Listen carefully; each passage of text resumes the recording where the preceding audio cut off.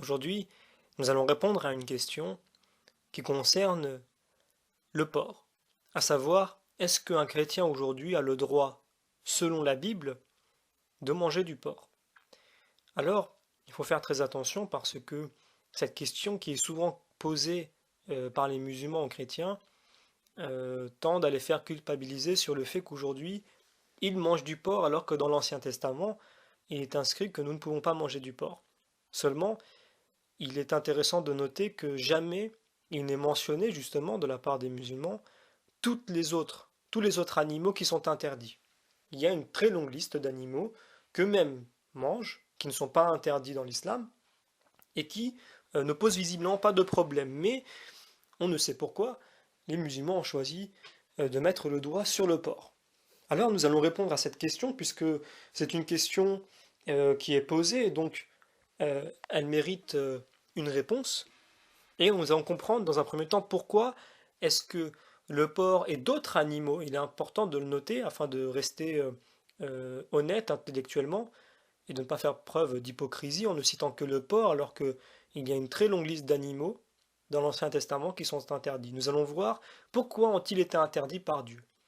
Alors souvent, on entend qu'ils ont été interdits par Dieu parce qu'ils propageaient des maladies.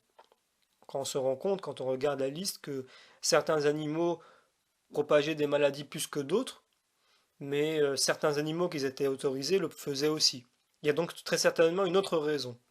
D'ailleurs, aujourd'hui, on voit bien que les méthodes de conservation d'animaux font que la maladie est traitée et ne se propage plus, en tout cas dans les moments où l'animal est élevé en nature, eh bien, euh, tout est fait pour que l'animal euh, puisse euh, être élevé justement dans des conditions qui sont saines. Et donc, du début jusqu'à la fin, jusqu'au moment de l'abattoir et le moment de la production et de la distribution, eh bien, on veille à ce que la viande soit toujours saine. Et elle est aujourd'hui conservée dans des frigos qui n'existaient pas évidemment à l'époque de Moïse. Donc, malgré cela, a priori, l'interdiction du porc et les autres animaux qui sont cités ont une autre raison, visiblement. On peut expliquer cette autre raison d'une manière simple. On remarque dans l'Ancien Testament que déjà à cette époque-là, on pouvait faire une classification, et elle était déjà faite par les contemporains de Moïse, et certainement avant, une classification des animaux, selon leur apparence, ce qui existe encore aujourd'hui chez les scientifiques. Et donc, on se rend compte que certains animaux, dont le porc, ne rentraient pas dans une catégorie en particulier, mais dans plusieurs catégories, peut-être dans deux catégories. Cela crée un désordre. Ce désordre est contre l'ordre créé par Dieu initial qui a été un peu déséquilibré par le péché d'Adam. Et donc, afin de remettre l'humanité dans le droit chemin et de l'éduquer dans un ordre strict et sévère à ce moment-là, mais qui était nécessaire pour l'éducation, eh bien, il fallait une stricte sévérité dans tous les domaines, dont l'alimentation, et donc les animaux qui étaient dits impurs, puisqu'ils ne se rangeaient pas dans deux catégories, eh bien, étaient interdits. C'est pour cela que la liste est bien longue. Alors, pourquoi aujourd'hui elle n'est plus interdite? Eh bien, c'est très simple. Euh, cette interdiction, pour le porc et pour les autres animaux, était temporaire pour un peuple à une époque, selon le niveau spirituel du peuple. C'est-à-dire que ce peuple à ce moment-là, le peuple juif, était un peuple barbare, était un peuple qui n'était sans religion, et donc il fallait éduquer. On le voit bien aujourd'hui, même chez les juifs, eh bien des pratiques et des commandements qui sont inscrits dans l'Ancien Testament ne sont plus pratiqués, parce qu'eux-mêmes le disent, c'était des commandements qui étaient temporaires pour une époque, et aujourd'hui on en tire des conclusions qui sont plus spirituelles. Et on comprend maintenant ce que cela voulait dire. Donc de même, sans une autre révélation de Dieu, il y a beaucoup de choses qu'il ne pratique plus.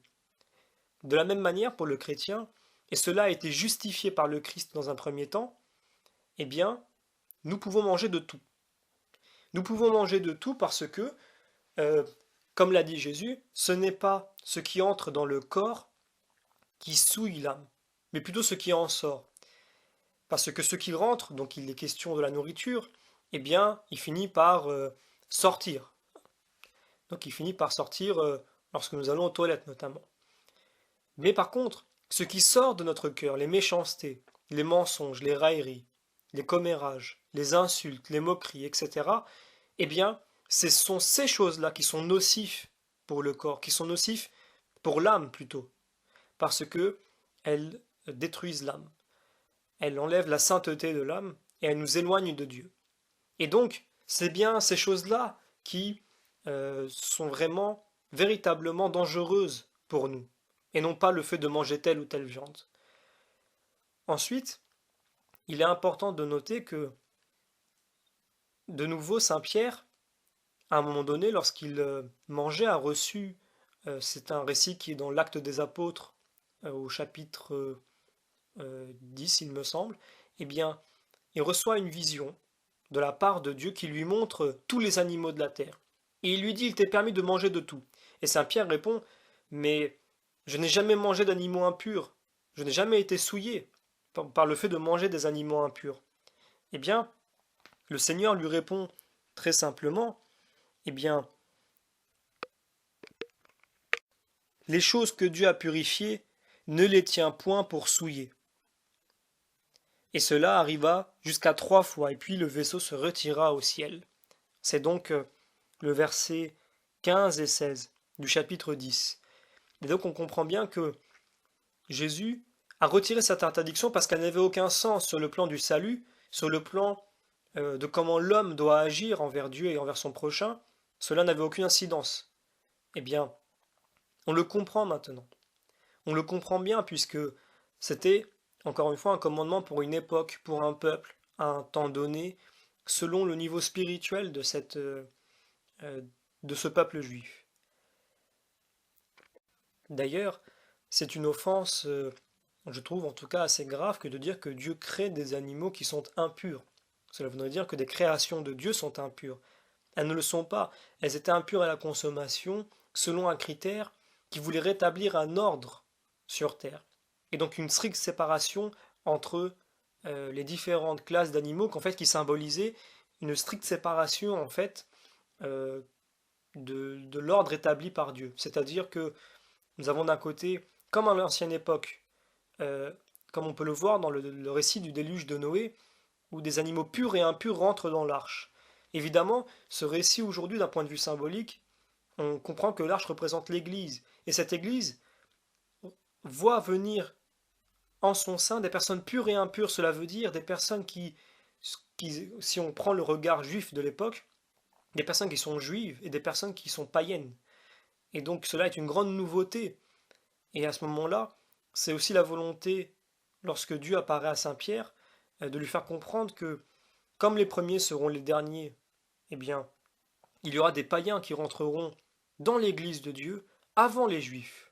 C'est la volonté de cette apparition de Dieu à Saint Pierre, et c'est aussi le sens de cette stricte séparation qu'il y avait à l'époque de l'Ancien Testament entre le peuple juif et les nations païennes. Elle était symbolisée donc par ces animaux qu'on ne pouvait classer. Le parallèle est rapidement fait puisque on a bien compris que les animaux dont ils sont question en fait dans le texte du déluge de Noé, en fait il est question de tous les hommes. On dit que tous les animaux, purs et impurs, pourront rentrer dans l'arche de Noé. Cela veut dire qu'en fait toutes les nations, tous les hommes de toutes les nations, qu'ils soient juifs ou païens, donc dans le contexte de l'époque c'était ainsi qu'on coupait le monde, eh bien tous pourront rentrer dans l'Église. Et de fait, des païens sont rentrés dans l'Église avant les Juifs qui l'ont refusé, avant beaucoup de Juifs. On n'oublie pas que les premiers à être venus adorer le Christ, lorsqu'il était encore un tout petit bébé, étaient des rois et des mages qui venaient de Perse, donc qui étaient considérés comme des païens. Alors, est-ce qu'on peut manger du porc et de tous les autres animaux? Bien entendu, puisque ce qui importe à Dieu, ce n'est pas ce que nous mangeons, ce n'est même pas le sacrifice d'animal, c'est ce qui est écrit même dans l'Ancien Testament déjà.